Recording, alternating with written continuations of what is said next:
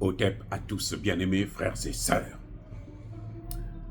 Je vous ai dit tantôt que Israël ne peut pas attaquer l'Iran sans la participation directe des États-Unis d'Amérique.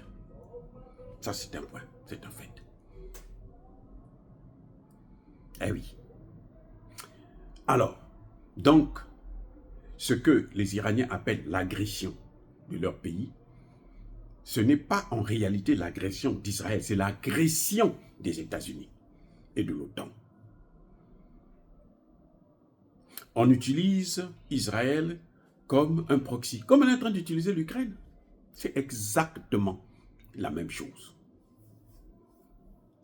Eh oui, il faut que les Israéliens comprennent ça. C'est vrai qu'il y a beaucoup de leurs ressortissants qui sont aux États-Unis, qui ont des pouvoirs dans beaucoup de pays du monde, mais il faut qu'ils comprennent que c'est la grande puissance, les États-Unis, qui sont en train d'agresser l'Iran, avec le soutien de tous les pays de l'OTAN. Ma question, c'est de savoir pourquoi. C'est là que c'est intéressant. Un docteur en sciences politiques ne s'attarde pas seulement sur des petits faits. Non, nous, on doit aller en profondeur. Qu'est-ce qui fait que les États-Unis s'intéressent tant à détruire l'Iran? Qu'est-ce qui fait que l'OTAN veut détruire l'Iran?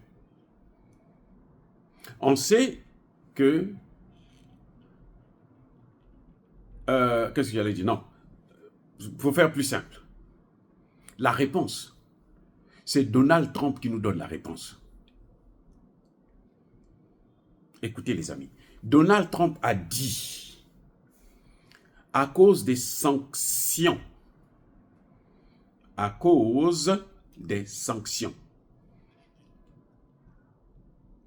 on a perdu la Russie, on a perdu l'Iran.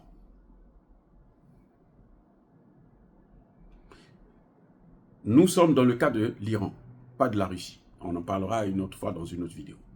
On a perdu la Russie, on a perdu l'Iran. Ça, ce sont les mots de Donald Trump à cause des sanctions. Et pourtant, même lui-même, il a pris des sanctions contre l'Iran. Il n'a pas levé les sanctions. Au contraire, il les a renforcées. Vous voyez? Mais il se rend compte que les sanctions là sont en train de nous détruire notre économie. Mais c'est quoi le problème? La réalité, c'est laquelle? C'est que l'Iran est maintenant une puissance, non seulement économique, mais aussi militaire. Eh oui, les amis, l'Iran est une puissance économique et militaire. En rentrant dans les BRICS, l'Iran va devenir encore plus forte. Ne soyez pas surpris que l'Iran puisse prendre la place du Japon, la 5e puissance économique du monde. Ne soyez pas surpris de la prendre. C'est ça qu'on veut casser. C'est ça qu'on veut détruire. L'émergence de la puissance iranienne. Il faut la détruire. Pourquoi je dis que l'Iran est une puissance économique? L'Iran est une puissance économique parce que ce que vous entendez parler de BRICS, Bridge ou BRICS Pay, a déjà été expérimenté entre la Russie et l'Iran. Quand on a imposé les sanctions à la Russie, aussi, puisque l'Iran, ces sanctions ont commencé depuis très longtemps, quand on a imposé celles avec la Russie, l'Iran et la Russie ont mis un mécanisme de pouvoir commercer ensemble en utilisant leur monnaie nationale à travers un mécanisme qui ressemble à celui de SWIFT, celui des Occidentaux, notamment celui des Américains. Et c'est ce système-là que les BRICS sont en train de valider, qui sont en train de généraliser parmi tous les pays des BRICS et même les amis des BRICS. c'est-à-dire les partenaires et les observateurs. Bien-aimés frères et sœurs, l'Iran est un grand producteur de pétrole et du gaz. Avant, l'Iran était bloqué, il ne pouvait pas vendre son pétrole, il ne pouvait pas vendre son gaz. Depuis un certain temps, l'Iran vend son pétrole et il vend son gaz. Et le pays est en train de, maintenant, s'enrichir. Le pays est en train de former plus, l'Iran forme chaque année plus d'ingénieurs que des pays comme la France et l'Angleterre. Et oui, chaque année. L'Iran est devenu comme, vous voyez l'Inde, vous venez aux États-Unis ici, les Américains vont chercher des ingénieurs en Inde pour les amener ici pour travailler. Parce qu'ils n'ont pas la capacité de former autant d'ingénieurs que l'Inde. Donc l'Iran est en train de devenir un pays comme ça aussi, où il y a tellement de chercheurs, d'ingénieurs, que dans la technologie, l'intelligence artificielle, la haute technologie. Et donc, à ce moment, il faut casser ça. Parce que quand ils sont rentrés, maintenant qu'ils sont dans les BRICS, là, ils vont aller encore plus vite. C'est pour ça que je me demande, ne soyez pas surpris que l'Iran puisse choisir de ne pas faire la guerre. Parce qu'ils sont en train de vouloir détruire cette économie, on est en plein essor. C'est ça qu'ils sont en train de vouloir faire. Et l'Iran a un choix qui est très, très, très difficile, géostratégique, mais alors très important, où on préserve la puissance que nous avons déjà, ou on préserve notre dignité, notre honneur, en tant que puissance économique. Maintenant, sur le plan militaire, vous avez vu que c'est l'Iran qui a commencé à fournir à la Russie les drones kamikazes, qui ont fait d'énormes dégâts. Les Russes ont développé leurs propres drones après. Mais les Russes, c'était pas ça d'abord. Et l'Iran est monté, a développé encore plus grand que ça. Donc, et sur le plan militaire, et sur le plan économique, l'Iran est devenu une puissance. C'est incontestable. L'Iran joue dans la cour des grands.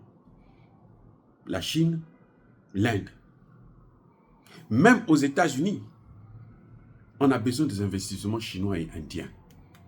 En Europe, ce n'est même pas la peine. Vous avez vu comment Emmanuel Macron tremblait devant le Premier ministre indien Modi, ou bien devant Xi Jinping, le président chinois. Et oui, parce que la France ne peut rien dire devant l'Iran aujourd'hui. Sur le plan économique, on ne peut rien dire. C'est parce que les Occidentaux contrôlent tout ce qu'ils appellent les agences de notation, la presse, une mauvaise presse d'ailleurs, qui est déjà pourrie, complètement pourrie jusqu'aux os. Mais sinon, en réalité, non, la France ne peut pas parler devant l'Iran. La France ne peut pas parler devant l'Indonésie, les amis. Non. L'Iran, c'est devenu, c'est-à-dire que le niveau de l'Indonésie, la Malaisie, et puis bon, un peu moins que la Chine et l'Inde et autres, mais c'est une puissance. C'est une puissance. Oui. L'Iran est plus avancé que l'Afrique du Sud, sur le plan économique et militaire. Non, c'est-à-dire qu'il n'y a pas photo, il n'y a pas commune mesure. Voilà. Donc, sur ces deux points-là, on est en train de voir que, mais quand il rentre encore dans les puissances, comment vous appelez ça là, les BRICS, c'est fini. Demain, on ne pourra plus jamais dire un mot. Déjà, les sanctions contre l'Iran, là. L'Iran s'en fiche et perdu, on n'a plus besoin des sanctions. Prenez toutes les sanctions que vous voulez. C'est comme la Russie, vous pouvez prendre toutes les sanctions que vous voulez. Elle s'en fiche éperdument. Elle s'en fiche. C'est vous qui subissez, c'est le marché mondial qui est bouleversé. Je dis bien le marché mondial. C'est pour ça que les États-Unis n'ont pas voulu qu'on puisse toucher les sites pétroliers. C'est parce que ça devrait bouleverser le monde entier. Le commerce du monde entier devrait être bouleversé. Et par rapport aux sites nucléaires, la réponse serait plus dure et peut-être même immédiate de l'Iran. Si ils avaient tenté de toucher les sites nucléaires, la réponse de l'Iran devrait être très très très dure. C'est ça. Ce n'est pas la complaisance, ce n'est pas l'amour. Non. Ils savent qu'ils sont en déclin, ils savent qu'ils sont en train de partir là. Maintenant, ils veulent entraîner tout le monde avec eux dans le trou, dans le déclin. Non. C'est ça le problème avec les États-Unis. Ils savent que c'est fini. Ils ne veulent pas accepter le fait qui est là devant nous, la multipolarité, qui est obligatoire, qui est inévitable, qui est intransigeante. Parce que c'est dans cette multipolarité-là que même les pays africains vont s'en sortir. Oh, je reprends. C'est dans cette multipolarité que même les pays africains vont s'en sortir. C'est pour ça qu'ils ont peur de ça. Parce que quand ils vont perdre l'Afrique, là, ils auront tout perdu. Ce sera irrécupérable. Il n'y a plus rien à faire. Oh les amis, soyez bénis, soyez abondamment bénis par le Dieu des Kémites et par nos ancêtres angélisés.